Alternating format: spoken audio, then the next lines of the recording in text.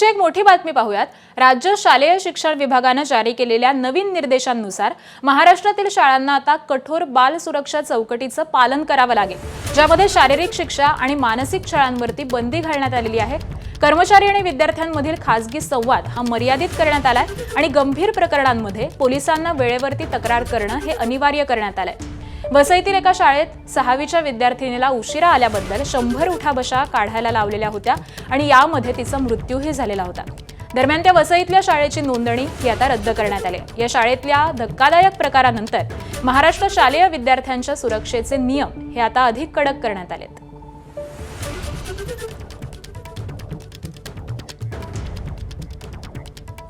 तर दरम्यान राज्य सरकारच्या शालेय शिक्षण विभागाने कोणते नवे नियम लागू केलेले आहेत आपण ग्राफिक्सच्या माध्यमातून जाणून घेऊयात। विद्यार्थ्यांना कोणत्याही प्रकारची कठोर शारीरिक शिक्षेला मनाई असेल, त्याबरोबरच हातावर छड्या मारणं, रुलर आणि बेल्टनं मारहाण करण्यास मनाई असेल। कान किंवा केस ओढण्यावर देखील आता निर्बंध असणार आहे। विद्यार्थ्यांना उन्हात किंवा पावसात बाहेर उभं करण्यासही परवानगी नाही। वारंवार नावं ठेवणं, त्यांना कमी लेखण्यास देखील आता मनाई असणार आहे। जात, धर्म, भाषा, लिंग, सामाजिक किंवा आर्थिक स्थिती,